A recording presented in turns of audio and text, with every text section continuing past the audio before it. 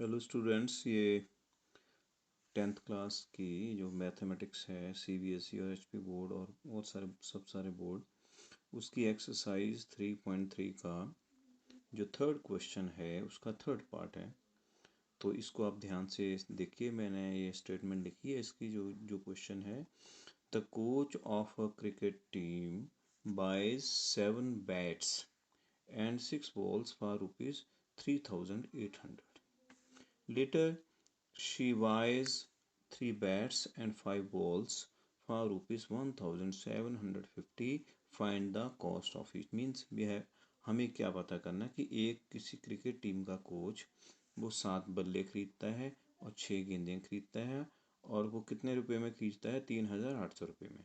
और इसके बाद वही कोच जो है वो 3 बल्ले और 5 गेंदें 1,750 रुपये में खरीदता है। तो हमें पता करना है कि प्रत्येक बल्ले की क्या या और बॉल की क्या वैल्यू होगी, एक्चुअल वैल्यू कितने का उसने खरीदा है। तो हम क्या मान सकते हैं? Let cost of one bat हम मानेंगे एक्स और कॉस्ट ऑफ वन बॉल मतलब कि वो है वाई, रुपीज़ वाई, ये सारे रुपीज़ में। एक बल्ले की कीमत जो है वो एक्स रुपये है और एक गेंद की कीमत वाई रुपये हमने सपोज की है। अब बात ध्यान दो, अकॉर्डिंग टू क्वेश्चन, जो आपका जो क्वेश्चन है उसके अनुसार आप देखेंगे उसने 7 बैट्स खरीदे हैं, 6 बॉल्स खरीदी हैं और उसका जो टोटल कॉस्ट है 3,800। तो उसके लिए इससे हम लिख सकते हैं 7 बैट्स और एक बैट की वैल्यू है एक्स, और 6 बॉल्स है तो एक बॉल की कीमत है वाई, और टोटल जो कॉस्ट है 3,800 या 3,800 रुपये। तो इस तरह से ये आपके पास समीकरण बन जाता है 7x जमा 6y बराबर है 3,800 रुपये। तो ये एक समीकरण बन चुका है। उसी तरह से दोबारा से आप देखो, दो कंडीशन, एक और क्वेश्चन दिया, कंडीशन दी है लेटर मीन्स बाद में। वो क्या करती है कि 3 बैट खरीदती है और 5 बॉल्स खरीदती है, और उसका जो खर्च आता है या जो पैसे उसको देने पड़ते हैं वो 1,750 रुपये है। तो उसके हिसाब से देखेंगे तो 3 बैट, ठीक है, एक बैट की कीमत एक्स है। उस तरह 5 बॉल और एक बॉल की कीमत है वाई रुपये। तो टोटल जो है वो हमारा बन जाता है 1,750 रुपये। तो आगे इसको थोड़ा सरल करेंगे, सिंप्लीफाई करेंगे। 3x plus 5y is equals to 1,750। तो ये आपका सेकंड इक्वेशन आ गया है। अभी आपके पास फर्स्ट और सेकंड इक्वेशन आ गई है। ये लीनियर इक्वेशन विद 2 वेरिएबल्स है, 2 चरों वाले रेखीय समीकरण है। इनको हम हल करते हैं, किसी फार्मूला से हल कर सकते हैं, चाहे आप इसको सब्स्टिट्यूशन मेथड से करो, एलिमिनेशन मेथड से करो, जो मैंने बताया आपको, जिसको विलोपन विधि और प्रतिस्थापन विधि कहते हैं। तो फर्स्ट जो हमारी इक्वेशन है 6x plus 7x plus 6y is equal to 3,800, ठीक है, ये फर्स्ट था। और दूसरा समीकरण था, second equation was 3x plus 5y is equal to 1,750। तो आप इसको कर रहे हैं विलोपन विधि से, किसी से भी कर सकते हैं विलोपन, जिसको इंग्लिश में एलिमिनेशन मेथड कहते हैं, एलिमिनेशन मेथड कहते हैं। आप ध्यान से देखिए, तो किससे मल्टीप्लाई करते हैं आपको बताया था मैंने।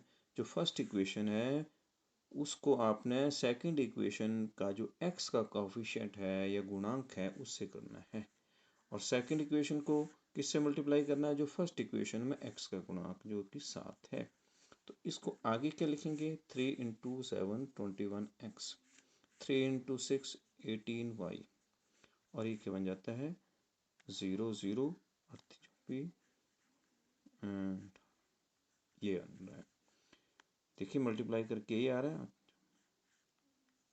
और ये हमारा और उसी तरह से सेकंड का भी हम ऐसे देखेंगे 3 इंटू 7 20x 21x, और ये 35y, और इसका मल्टीप्लाई करके हम देखेंगे। इसको बड़ा केयरफुली करना होता है कि थोड़ी सी मिस्टेक्स करके जो है वो प्रॉब्लम नहीं आनी चाहिए। तो आप देख सकते हैं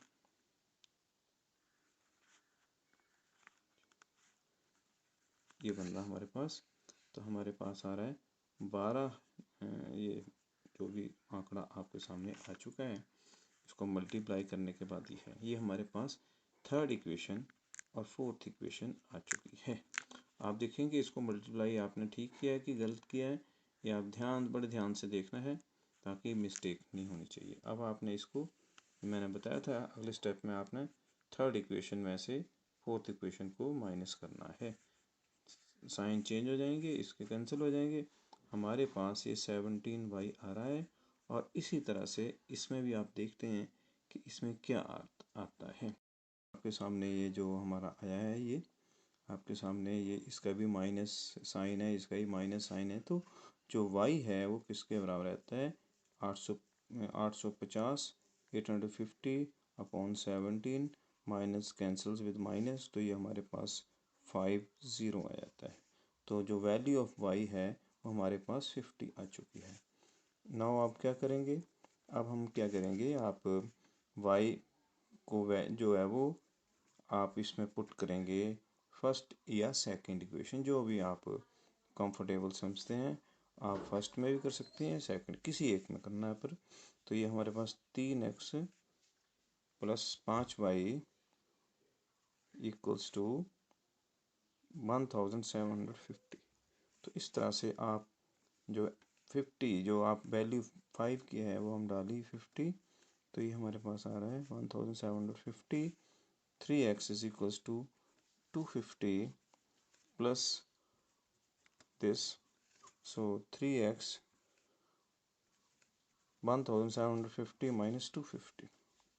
तो इस तरह से हमारे पास ये 1500 आ जाता है, आप देख सकते हैं। तो इसका मतलब x जो है हमारे पास कितना है, 1500 अपॉन 3 मीन्स 500। तो आप देख सकते हैं, तो x जो है, x क्या हमने सपोज किया था, आप देखिए x हमने क्या लिया था, x लिया था हमने कॉस्ट ऑफ 1 बैट। तो इसलिए देयरफॉर कॉस्ट ऑफ 1 बैट वो कितना आया, ₹500। एक बल्ले की का मूल्य 500 रुपये। कॉस्ट ऑफ 1 बॉल कितना आया हमारे पास, आप देख सकते हैं हमने y का मान जो है वो 50 रुपये आया, तो 50 रुपये। तो इस तरह से आप, ये आपके सामने क्वेश्चन है, इसको आप करेंगे। इसके बाद मैं एक और क्वेश्चन आपको करवाता हूँ। ये जो क्वेश्चन है ये आपकी, ये जो यही एक्सरसाइज है 3.3 एक्सरसाइज, इसी का ये क्वेश्चन है। ये क्वेश्चन नंबर 3 है, उसका 5th पार्ट है 3.3 एक्सरसाइज का। तो आप, मैं इसमें लिखा हो कि fraction becomes 9/11 if 2 is added to both numerator and denominator. If 3 is added to the both numerator and denominator, it becomes 5/6. Find the fraction. इसको हिंदी में अनुवाद में कर रहा हूँ। कोई भी भिन्न हमारे पास है वो 9/11 हो जाती है। कब हो जाती है, अगर उसके अंश और हर दोनों में 2 जोड़ दिया जाए। और उसी तरह से एक और कंडीशन है, अगर हम इसके अंश और हर में 3 जोड़ दें तो ये 5/6 बन जाती है। तो बताओ भिन्न क्या होगी। तो आपको मेरे ख्याल में हिंदी का भी इसका अनुवाद मिल गया हुआ। तो हम मान लेते हैं कि लेट फ्रैक्शन जो है, जिसको हम भिन्न कहते हैं, जो भिन्न है इसको हम अपनी ओर से मान लेते हैं, ये है x/y मीन्स 1x/y।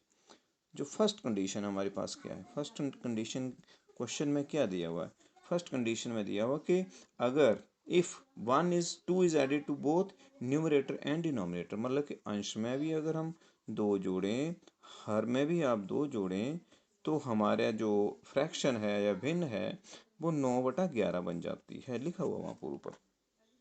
तो थोड़ा इसको सिंप्लीफाई करते हैं, चलो। 11 bracket x+2 equals to 9 bracket y+2। तो ये हमारे पास 11x + 22y is equals to 9y + 18। तो इस तरह से 11x - 9y is equals to 18 minus 22। तो इसको और भी सिंप्लीफाई करके हम लिख सकते हैं x minus 9y is equals to -4। मेरे ख्याल में आपको ये बात समझ आ रही होगी। ये जो फर्स्ट जो कंडीशन थी वो ये है। अब सेकंड कंडीशन हमारे पास क्या है? सेकंड कंडीशन ये दी हुई है आपको कि अगर इन न्यूमरेटर और डिनोमिनेटर अंश और हर में अगर हम 3 जोड़ दें, देखो हमने 3 जोड़ दिया, अंश में भी 3 जोड़ा एंड उसमें भी 3 जोड़ा, तो हमारे पास जो फ्रैक्शन बन जाता है 5/6।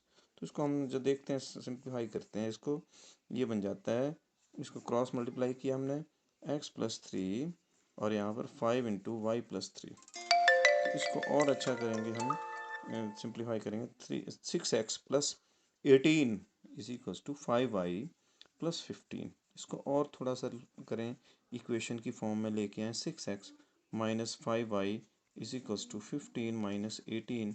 तो आगे और सिंप्लीफाई जो लास्ट है जो इसका simplified 6x minus 5y is equals to -3। तो ये हमारा सेकेंड इक्वेशन आ गया। तो हमारे पास दो इक्वेशंस आ गई हैं, फर्स्ट और सेकेंड। फर्स्ट इक्वेशन हमारी क्या थी? 11 minus x minus 9y is equals to -4। और सेकेंड क्या है? 6x minus 5y equals to -3। आप इसको मेथड्स कौन सा यूज़ करेंगे? एलिमिनेशन मेथड से, कोई भी मेथड कर सकते हैं यूज़। इसको 6 से मल्टीप्लाई करते हैं, इसको 11 से करते हैं, तो आप देखो इसको लिख सकते हैं 66x minus 54y is equals to -24। नीचे भी 66x माइनस 55y माइनस 33। आप देखो ध्यान से, केयरफुली करना है। आप इसमें थोड़ी कैलकुलेशन ढंग से करेंगे, नहीं तो गलत हो सकता है। तो ये कैंसिल, तो ये हमारे पास y आ जाता है। और इसमें से अगर हम देखिए यहाँ पर 24 है और यहाँ पर 33 है, तो इसका डिफरेंस मेरे ख्याल में 9 होता है। तो y का जो वैल्यू है वो 9 आ चुका है। अब हम क्या करेंगे? पुट जो वैल्यू y की वैल्यू है जो 9 आई है हमारे पास, वो किसी भी फर्स्ट या सेकंड इक्वेशन, चलो हम 1 में डाल देते हैं, 1 में डालते हैं। तो 1 इक्वेशन हमारी क्या थी? 11 माइनस 9y, देख रहे हैं आप, 9y इज इक्वल्स टू हमारे पास -4 था।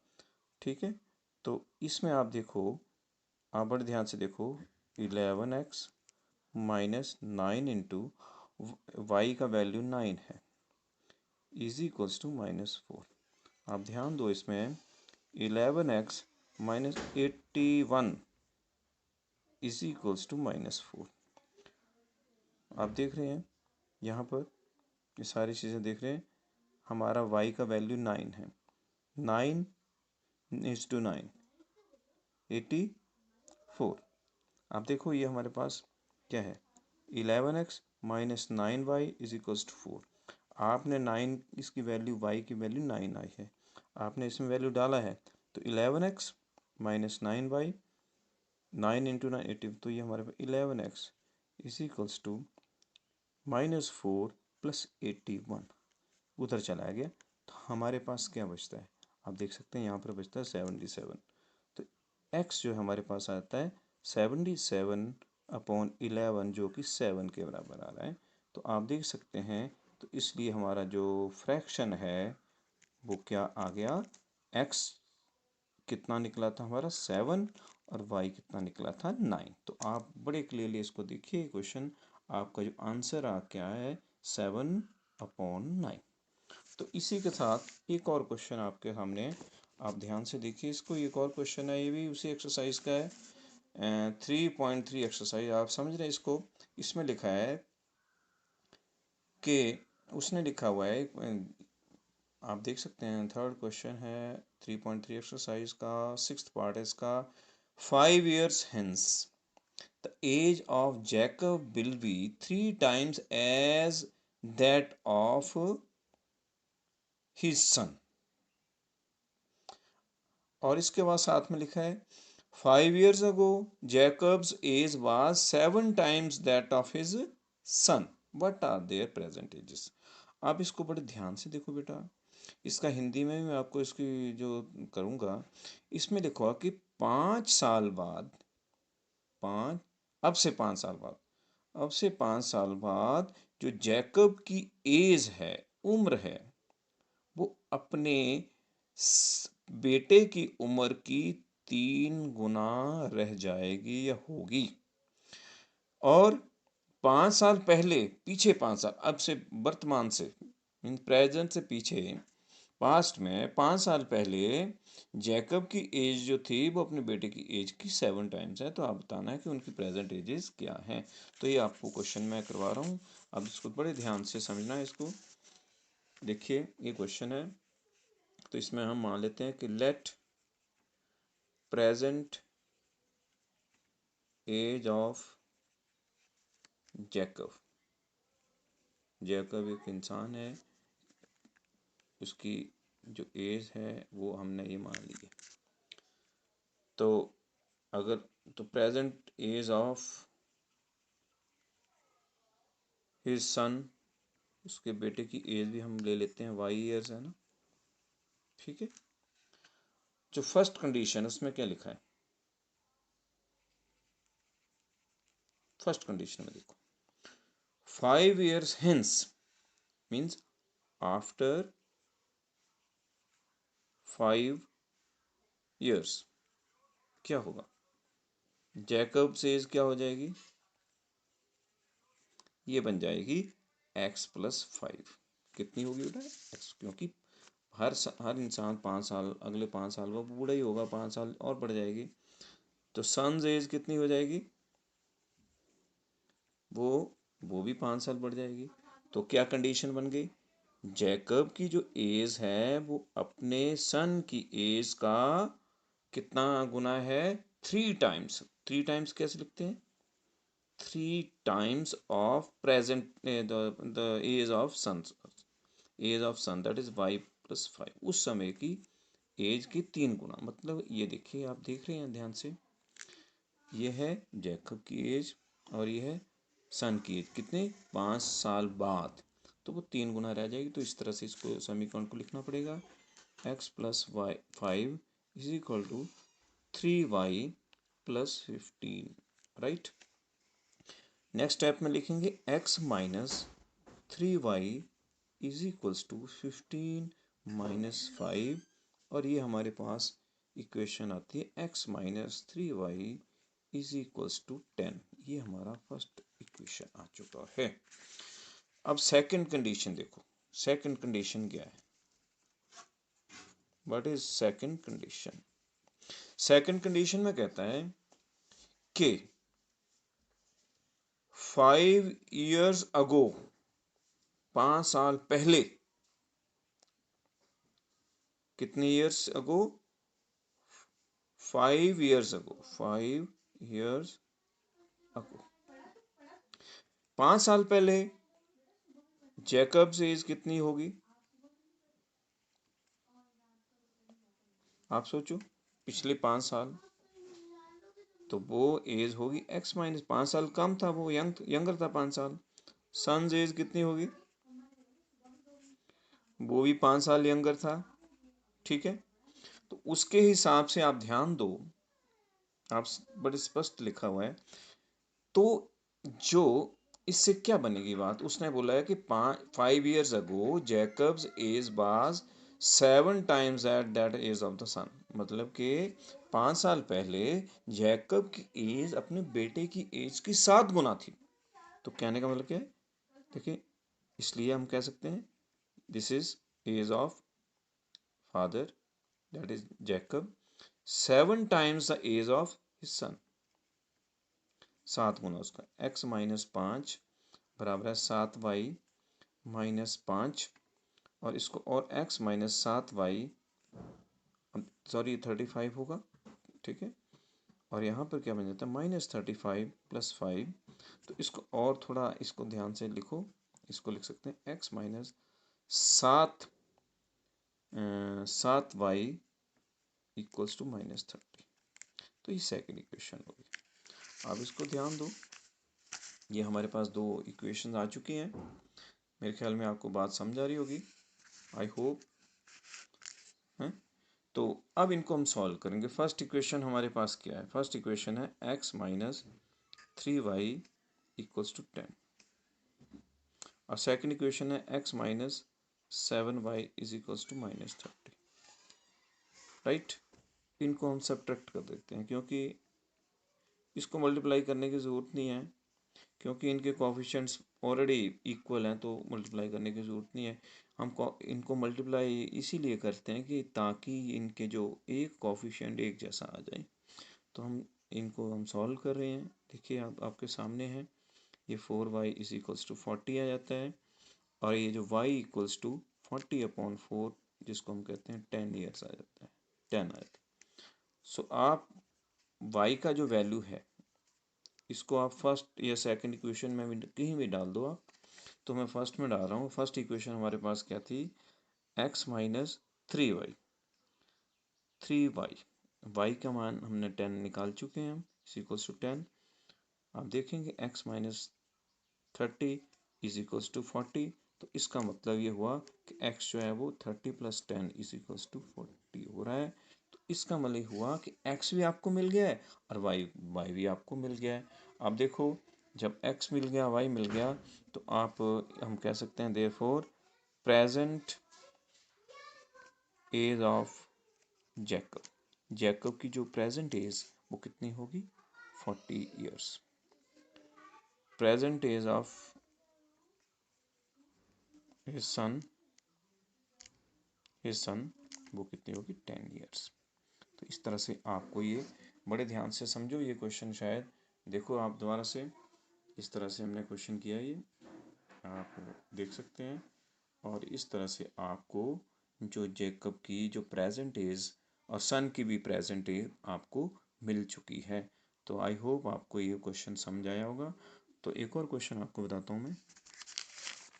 आप देखिए इसमें, सॉरी, ये हमारे पास क्वेश्चन है, इसको आपने करना है। स्टेटमेंट मैंने लिख रखी है इसमें देखिए ये क्वेश्चन है हमारे पास। बड़े ध्यान से देखो इस क्वेश्चन को। इसमें लिखा है क्वेश्चन, ये आपकी 3.3 एक्सरसाइज 10th क्लास का जो 3.3 एक्सरसाइज है उसका थर्ड क्वेश्चन का फोर्थ पार्ट है ये। तो बाकी क्वेश्चन भी मैंने करवाया, इसको भी आप ध्यान से देखो, ध्यान से जरा। इसमें लिखा हुआ कि अ टैक्सी ड्राइवर, और टैक्सी कोई भी है, charges in A city consist of a fixed charge together with charge for the distance covered. इसका हिंदी में मतलब ये है कि किसी भी टैक्सी के लिए किसी शहर में उसके जो चार्जेस हैं, एक तो फिक्स चार्जेस होते हैं जो कि आपको मिनिमम चार्जेस देने ही होते हैं, और कुछ बाकी चार्जेस जो है वो उस पर डिपेंड करते हैं कि कितनी आपने डिस्टेंस ट्रेवल की है, कितनी आपने दूरी तय की है। तो उसी के लिए एक इंसान ने क्या किया, एक इंसान ने 10 किलोमीटर चला है, for a distance of 10 kilometre charges paid is 105। मतलब एक इंसान या कोई भी व्यक्ति है, उसने 10 किलोमीटर चलने के 105 रुपये 105 रुपीज़ पे किए। और उसी तरह से एक अन्य कोई व्यक्ति है, any other person is there, he paid rupees 155 for the journey of 15 kilometres. So what are the fix charges? वो नियत किराया कितना था और पर किलोमीटर का किराया कितना था, ये आपको फाइंड करना है। और एक और क्वेश्चन साथ में पूछा हुआ है कि how does a person have to pay, how much person have to pay for travelling और डिस्टेंस ऑफ 25 किलोमीटर। एक और क्वेश्चन इसमें साथ में दे दिया उसने। तो कोई प्रॉब्लम नहीं है, मेरे ख्याल में आपको क्वेश्चन समझ आ गया होगा। तो हम इसका सोल्यूशन करते हैं कि let fixed charges of taxi, taxi जो है उसका जो फिक्स्ड नियत किराया कितना है, हम मान लेते हैं ये x रुपये, रुपीज x, राइट। लेट, बात सुनो, चार्जेस पर किलोमीटर कितने हैं, मतलब कि आप कहते हैं कि 1 किलोमीटर के लिए कितने चार्जेस है, मान लो इसको हम y मान लेते हैं।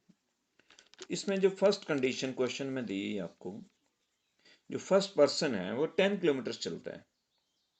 कितना चलता है? 10 किलोमीटर चलता है और उसको कितना पे करना पड़ता है? 105। तो कहने का मतलब ये है कि 100, देखो फिक्स चार्ज आपको देना ही पड़ेगा, राइट। सॉरी, इसको वाई लेना है हमने, ये मिस्टेक से y, this is y. Fixed charge आपका ₹X है और पर किलोमीटर जो है वो आपका चार्जेस है ₹Y।